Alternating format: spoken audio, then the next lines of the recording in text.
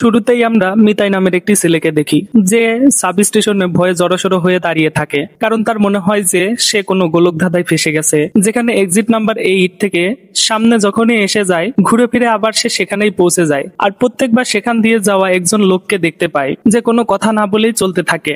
ভয় পেলেও মিতাই যখন তার কাছে রাস্তা জিজ্ঞেস করার কথা ভাবে আর পেছনে ফেরে, তখন সে লোকটি অদ্ভুতভাবে ভয়ঙ্কর হাসি দিয়ে ঠিক তার পিছন দিয়ে দাঁড়িয়ে থাকে, যেন সে মিতাইয়ের মনের কথা পড়ে। মিতাই তাকে দেখে এমন ভয় পায় যে সে কিছু জিজ্ঞেস না করেই সামনে দৌড়ে পালিয়ে যায়। এরপর তার নজরে একটি বোর্ডের উপর পড়ে, যেখানে লেখা থাকে এক্সিট 0, কিন্তু উপরে লাগানো বোর্ডে এক্সিট 8 লেখা থাকে। এই ব্যাপারটা তার কাছে অদ্ভুত লাগে। একবার দুইবার এমনকি 100 বার সে এখান থেকে বের হওয়ার রাস্তা খোঁজে। প্রত্যেকটা রাস্তা এমন ভাবে বন্ধ হয়ে যায় যেন দরজাগুলো শুধু শোপিস। বারবার সে একই গোলকধাঁধার মধ্যে ঘুরতে থাকে। সে ইমার্জেন্সি কল করার চেষ্টা করে, কিন্তু এক্সিটের কোনো ইন্টারনি কাজ করে না, আর তার নিজের ফোনেও কোনো সিগন্যাল আসে না। এখন সে ক্লান্ত হয়ে যায়, সেখানেই দাঁড়িয়ে পড়ে। সে দেয়ালে লাগানো একটি ছবির দিকে মনোযোগ দিয়ে দেখে, যেখানে অদ্ভুত এক লুপের মধ্যে পিঁপড়াদের আটকানো থাকে, আর ঠিক তার মতোই নিজেদের গন্তব্য খোঁজার চেষ্টা করে। কিন্তু না, সে লুপের মধ্যে গন্তব্য থাকে, আর না মিতাই তার গন্তব্য খুঁজে পায়। এই ছবি আর চিন্তা মিতাইকে এটা কনফার্ম করে দেয় যে এমন একটা লোভে ফেসে গেছে যেখান থেকে সে আর কখনোই বের হতে পারবে না। সে সব ভাবতেই থাকে এবং অদ্ভুতভাবে উপরের এক্সিট 8 লেখা বোর্ড থেকে রক্ত বেরিয়ে তার মুখের উপর পড়তে শুরু করে। সে এতটাই ভয় পেয়ে যায় যে সামনে দৌড়ানোর বদলে সে পেছনের দিকে দৌড়াতে শুরু করে। আর এখানে অবাক হয়ে সে একটি বড় পরিবর্তন দেখতে পায়। আগে যে বোর্ডে এক্সিট 0 লেখা ছিল, এখন সেই বোর্ডে এক্সিট 1 লেখা থাকে, কিন্তু এখানেই বাকি সব জিনিস একই রকম থাকে। এই বোর্ডে কিছু হিন্টস লেখা থাকে, যার মধ্যে একটি ছিল যে মনোযোগ দাও, যদি আগের থেকে কোনো কিছু বদলানো বা অ্যাবনর্মাল দেখো তাহলে সাথে সাথে পেছনের দিকে পালিয়ে যাবে, আর যদি তুমি কোনো পরিবর্তন না দেখো তাহলে আগের মতোই এক্সিট 8 এর দিকে এগোতে থাকবে। মিতাই বোঝা যায় যে এই সময় রক্ত পড়াটা একটু অ্যাবনর্মালিটি ছিল। সে ভয় পেয়ে পেছনে পালিয়ে আসে, সে কারণে সে 0 থেকে এক্সিট 1 এ চলে আসে। এসব ভাবতে ভাবতে তার মধ্যে একটা আশা জাগে, সে শীঘ্রই এখান থেকে বের হতে পারবে। সে এখন আবার এক্সিট 8 এর দিকে এগোয়। তার কোনো পরিবর্তন চোখে পড়ে না, তাই সে সামনে এগোতে থাকে। আর যখন এক্সিট 0 লেখা বোর্ডের কাছে পৌঁছায়, সে অবাক হয়ে যায়। যেখানে আগে এক্সিট 1 লেখা ছিল সেখানে আবার 0 হয়ে গেছে, মানে সে কোনো ভুল করছে। সে বুঝতে পারে যে গোলক ধাঁধাটা একদম একটা গেমের মতো। যেমন একটা ভুল গেম শেষ হয়ে যায় 0-তে পৌঁছে যায়, তেমনি তার একটা ভুল তাকে 0-তে নিয়ে যাবে। গেমের নিয়মগুলো ফলো করা আর মনোযোগ দিয়ে খেলা তার জন্য জরুরি ছিল। যদি তাকে গোলক ধাঁধা থেকে বাঁচতে হয়, ভেবেচিন্তে সে তার মোবাইল বের করে ছোট বড় জিনিসের ছবি তুলতে শুরু করে, যাতে সে যখন আবার এখান দিয়ে কোনো পরিবর্তন দেখতে পায়। এমনি কি সে ওই লোকটা ছবি তোলে যার বারবার এক্সিট 8 এর বোর্ডের নিচে দিয়ে তার সামনে থেকে যায়। এখন পর্যন্ত সে কোনো অ্যাবনর্মাল বা পরিবর্তন দেখতে পায় না, তাই সে সামনে এগোয়। আর যখন অন্য এক্সিট বোর্ডের কাছে পৌঁছায়, তখন ফাইনালি সেখানে 1 লেখা দেখতে পায়। অর্থাৎ তার অনুমান একদম ঠিক ছিল, আগে কোনো পরিবর্তন হয়নি, আর সে লেভেল 1 পার করে ফেলেছে। লেভেল 2 এর জন্য সে জানে তাকে আবার এখানে ঘুরতে হবে আর পরিবর্তন খুঁজতে হবে। এখন সামনে গিয়ে তার মোবাইল বের করে ছবিগুলো দেখে পরিবর্তন খোঁজার জন্য, তখন দেখে যে তার মোবাইলের ছবি সব ব্লার হয়ে গেছে, যেগুলোতে এখন আর কিছুই বোঝা যাচ্ছে না। সে বুঝতে পারে গেমে জেতার জন্য তাকে শুধু নিজের মস্তিষ্কের ব্যবহার করতে হবে। সে তখন এসব ভাবতেই থাকে এবং দেখে লোকটি যে সব সময় এক্সিট 8 এর বোর্ডের নিচে দেখা যেত, সে সেখানেই দাঁড়িয়ে আছে। সে সাথে সাথে বুঝে যায় যে এটাই পরিবর্তন, এজন্য সে দ্রুত পেছনের রাস্তা দিয়ে দৌড়ে পালায়। কিন্তু ভয়ের ব্যাপার এটাই ছিল যে লোকটি তার পেছনে দৌড়াতে শুরু করে। এমন ভাবে সেও হাঁটে না, কিন্তু যখনই মিতাই পেছনে ফিরে তাকায়, লোকটি তার পেছনেই থাকে। ভয় পেয়ে মিতাই পড়েও যায়। যখন সে উঠে তখন দেখে সে একটা এক্সিট 0 লেখা বোর্ডের কাছে পৌঁছে গেছে, যেখানে এখন ফাইনালি 2 লেখা দেখা যাচ্ছে, আর তার পেছনে সেই লোকটিও নেই। তার মানে সে হলো আরো একটা লেভেল পার করে। দুটো লেভেল পার করার পর ছেলেটার আত্মবিশ্বাস আরো বেড়ে যায়। আত্মবিশ্বাসের সাথে সে এখন সবকিছু মনে রাখতে শুরু করে আর পরিবর্তন খুঁজতে থাকে। সে আবার সেই গোলক ধাঁধার মধ্যে ঘুরতে থাকে, যে তার কানে একটি বাচ্চার কান্নার আওয়াজ আসে। ভয় পেয়ে সে লকার খুললে ভেতরে দৃশ্য দেখতে পেয়ে ভয় পেয়ে যায়, যা আমরা দেখতে পাই না। কিন্তু ছেলেটা এত ভয় পেয়ে পেছনের দিকে দৌড়ে পালায়। এভাবে সে তার 3য় লেভেল পার করে ফেলে। এক্সিট 0 লেখা বোর্ডে এখন এক্সিট 3 লেখা আসে। সে ভাবে আর 5 লেভেল বাকি আছে, এরপর সে করিডোর পর্যন্ত পৌঁছে যাবে আর এই দুঃস্বপ্ন থেকে বেরিয়ে আসবে। আবার সে এক্সিট 8 এর দিকে যায় আর আবারও সবকিছু ভালোভাবে মনোযোগ দিয়ে দেখতে থাকে। এবার আর তার এমন মনে হয় যেন করিডোরের ভিতর দিয়ে যখন কেউ তাকে দেখছে। সে ছবিগুলোর দিকে মনোযোগ দেয়, তো ছবিগুলোতে থাকা মানুষগুলো চোখ ঘুরিয়ে ঘুরিয়ে তাকে দেখছে।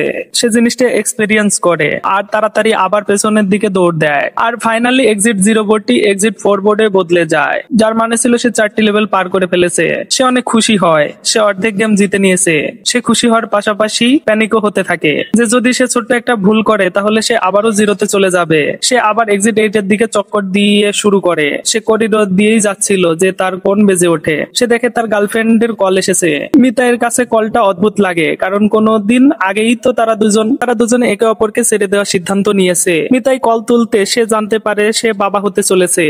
মেয়েটির সব সিদ্ধান্ত মিতাইয়ের উপর ছেড়ে দেয়। যদি মিতাই বাচ্চাকে জন্ম দিতে চায় তাহলে মেয়েটির কাছে আবার ফিরে আসতেও রাজি। এ কথা শুনে ছেলেটার মনটা কেমন যেন গড়ে ওঠে আর কোনো কিছুই আগের একটা ঘটনা মনে পড়ে।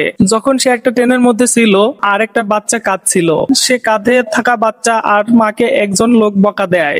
সে বাচ্চা আর তার মায়ের জন্য দাঁড়াতে চায় আর লোকটিকে কিছু বলতে চায়, কিন্তু তার মধ্যে একটুও সাহস হয় না। কিছু বলতে পারে, এখন সে তার সন্তানের অর্থাৎ একটা পুরো বাচ্চার দায়িত্ব কিভাবে নিতে পারে, কনফিউজ হয়ে যায়। এই সময় সে কলটাও কেটে দেয় আর কল কাটতেই সে এক্সিট বোর্ডে যেটাতে আগে 4 লেখা ছিল সেখানে আবার 0 চলে আসে। আসলে সে অনেক বড় ভুল করে ফেলেছে। সে আগেই জানতো যে গোলক দাদার কোনো সিগন্যাল আসে না, আর এখানে তার গার্লফ্রেন্ড কল আসাটাই সবচেয়ে বড় পরিবর্তন ছিল।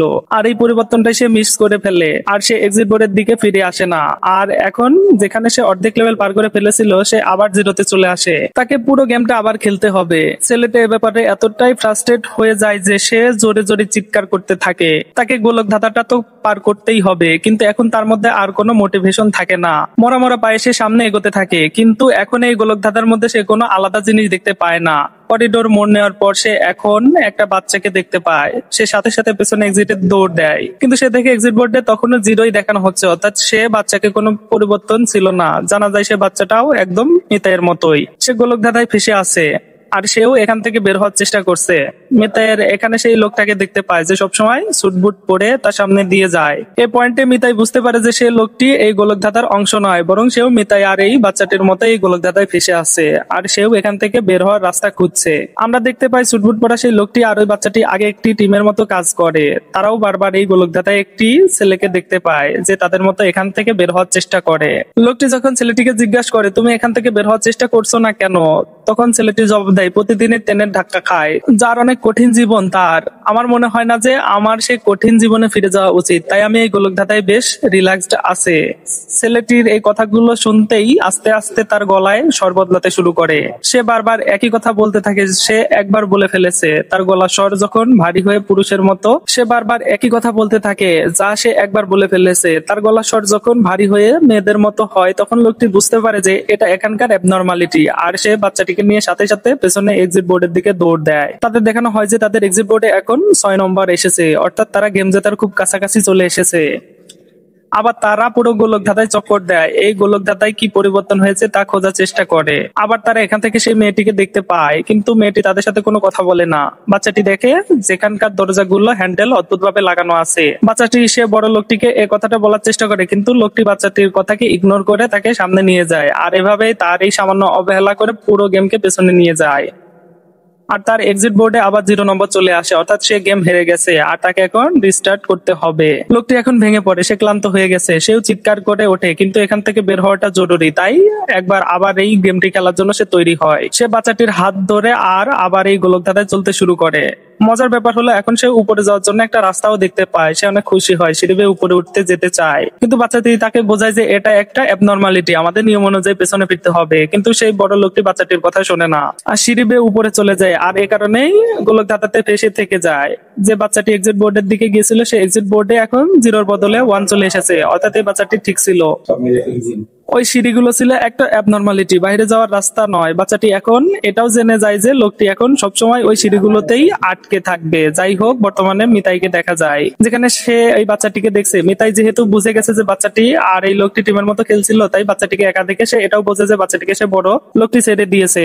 এখন সে বাচ্চাটি মিতাইয়ের সঙ্গী হয়ে যায়। আর এই মিতাইয়ের আর মিতাই তারে রিয়েলাইজ করে যে বাচ্চাটি আইকিউ অনেক ভালো, অর্থাৎ এই বাচ্চাটি অনেক বুদ্ধিমান, আর সে ছোট থেকে ছোট পরিবর্তন খুব সহজে ধরে ফেলে। বাচ্চাটির দক্ষতা ব্যবহার করে তারা শীঘ্রই প্রথম আর তারপর দ্বিতীয় লেভেল পার করে ফেলে। আর যখন তৃতীয় লেভেল পার করার জন্য তারা এই গোলকধাঁধায় ঘুরছিল, তখন হঠাৎ করে গোলকধাঁধার আলো দপদপ করে থাকে, জ্বলতে নিভতে থাকে। বাচ্চাদের কান্নার সাথে ইঁদুরের অদ্ভুত চিৎকার আওয়াজ আসতে থাকে। মিতাই তার ফোনে লাইট জ্বালালে সে লোকটিকেও খুব অদ্ভুত ভাবে দাঁড়িয়ে থাকতে দেখতে পায়। মিতাই ভয় পেয়ে যায় আর সাথে সাথে বাচ্চাটির হাত ধরে পেছনের দিকে দৌড় দেয়। সে জানতে পারে যে সে আরো একটা লেভেল পার করে ফেলেছে। যা কিছু হয়েছিল, যা দেখে তারা দুজনে ভয় পেয়েছিল, সেটা শুধু তাদের একটা পরীক্ষা। তারা নেক্সট রাউন্ডের জন্য গোলকধাঁধা থেকে ঘুরতে শুরু করে।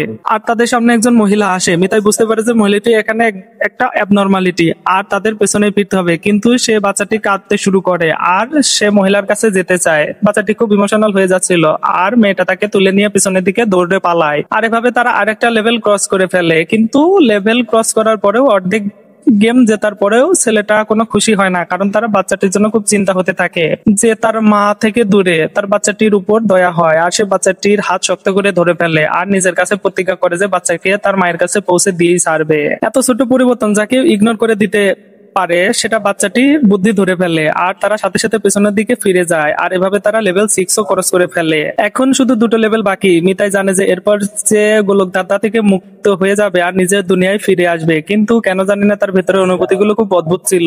সে গোলকধাঁধায় যখন আবার চক্কর দিতেই লাগে, তখন হঠাৎ করেই পেছন থেকে জলের স্রোত চলে আসে। মিতাই সাথে সাথে বাচ্চাটিকে নিয়ে ফিরে যেতেছে, কিন্তু বাচ্চাটি পড়ে যায় আর বন্যার মধ্যে চলে আসে। মিতাই নিজের সামনেই গয়না, সে বাচ্চাটি বাঁচানোর জন্য জলের মধ্যে চলে যায়। আর জলের মধ্যে যেতেই মিতাই তার দুনিয়াটা যেন বদলে যায়। সে অদ্ভুত দৃশ্য দেখতে পায় আর নিজেকে একটা বিচের কাছে দেখতে পায়, যেখানে সে তার প্রেমিকা আর ওই বাচ্চাটিকে এখন সাথে, যেখানে সে দেখে যে তার সাথে তার প্রেমিকা আর এই বাচ্চাটি যে এখন তার সাথে এই যেখানে সে দেখে যে তার সাথে তার প্রেমিকা আর এই বাচ্চাটি যে এখন তার সাথে এই গোলকধাঁধায় আটকে আছে, তার পরিবারে তার ছেলে হিসেবে তাকে দেখতে পায়। এখানে সে বাচ্চাটির সাথে খুব এনজয় করে আর এই সময় সে অনুভব করে যে বাবা হওয়া কোনো বোঝা নয়, বরং এটি একটি সুন্দর অনুভূতি আর খুব সুন্দর সম্পর্ক। এর আগে সে আর কিছু ভাবতে পারে না। শরীরে প্রচন্ড ব্যথা আর সে বাস্তবে ফিরে আসে।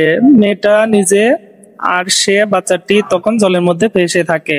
মেয়ে তার পুরো শক্তি লাগায় আর সে বাচ্চাটিকে তুলে নেয় এবং জলের উপরে রাখার চেষ্টা করে। সে বাচ্চাটিকে এক্সিট লেভেলের উপরে ঝুলিয়ে দেয় আর নিজে জলের স্রোতে ভেসে যায়। কিছুক্ষণ পর দৃশ্যে দেখা যায় যে ছোট বাচ্চাটি যখন জেগে ওঠে, তখন সে নিজেকে একটা ধ্বংসপ্রাপ্ত জায়গা দেখতে পায়। বাচ্চাটি আবার পেছনের দিকে ফিরে যায়। অবাক করার ব্যাপার হলো বাচ্চাটি তখন সব রাস্তার নিয়ম মেনে থাকে। আর যখন সে পেছনের দিকে ফিরে যায়, তখন এক্সিট বোর্ডে 7 দেখতে পায়, অর্থাৎ তারা আরো একটা লেভেল পার করে ফেলেছে। বাচ্চাটি জানে যে এখানে শুধু শেষ লেভেলটা বাকি এবং তাকে পার করতে হবে, কিন্তু এখন তার সাথে মিতাই নেই। অন্যদিকে আমরা দেখি যে মিতাইও ফাইনাল লেভেল অর্থাৎ লেভেল 8-এ পৌঁছে গেছে। সে খুশি না হয়ে অবাক হয়। সে বুঝতে পারে না যে তার এটা জয় নাকি ফাঁদ। তার সামনে এখন সিঁড়িগুলো পরিষ্কার দেখা যায় আর এই সিঁড়িগুলোতে এখন মানুষও চলছে। সে কনফিউজ হয়ে যায় যে সে পেছনে যাবে নাকি সামনে যাবে। কনফিউজড হয়ে সে সামনে এগোয় আর তার নিজের ফোন থেকে তার বন্ধুকে কল লাগায়। যখন তার ফোনে সিগন্যালও চলে এসেছে, অর্থাৎ তার মনে হলো সে আসল দুনিয়ায় চলে এসেছে। সে গোলকধাঁধা থেকে ফাইনালি মুক্ত হয়ে গেছে। তার প্রেমিকা যখন কল তোলে, তখন মিতাই বলে যে আমি এই দায়িত্বটা নেওয়ার জন্য প্রস্তুত। মিতাইও রিয়েলাইজ করে যে সে একজন বাবা হওয়ার জন্য প্রস্তুত। মিতাই এখন মেট্রোর ভেতর চলে যায়, কিন্তু অদ্ভুত ব্যাপার হয় যে মিতাই থেকে ট্রেনের ভেতরে সবকিছু এমন লাগে যেন আগে সবকিছুই দেখছে। কিছুক্ষণ পরেই এখানে একটা বাচ্চা কাঁদে। আরেকজন লোক সে বাচ্চার মাকে বকা দিতে শুরু করে। এটা সেই সিনটা যেটা আমরা মিতাইয়ের চিন্তায় দেখেছি। মেয়েটে এদিক ওদিক মানুষ দেখে, সেসব মানুষগুলো অদ্ভুত লাগে, নিজের ফোনে ব্যস্ত থাকে। আর এখানে মেয়েটাও মন ভেঙে যায়। সে বুঝে যায় যে এবারও সে গেমে ফেসে গেছে। সে তো 6 নম্বরের উপর 7 নম্বর ক্লিয়ার করেনি আর এটাও একটা ফাঁদ ছিল। সে একটা লুপে ফেসে গেছে আর সে অনেক বড় ভুল করে ফেলেছে। অ্যাবনর্মালিটি দেখে সে এক্সিট বোর্ডের দিকে ফিরে যায়নি, বরং সামনে এগোতে থাকে। আর এভাবে এখন সে আবার সেই লুপে ফেসে গেছে যেখান থেকে সে বের হতে চেয়েছিল। আর ব্যাস, এই মিসস্ট্যান্ডিং দেখে এই মুভি এখানেই শেষ হয়।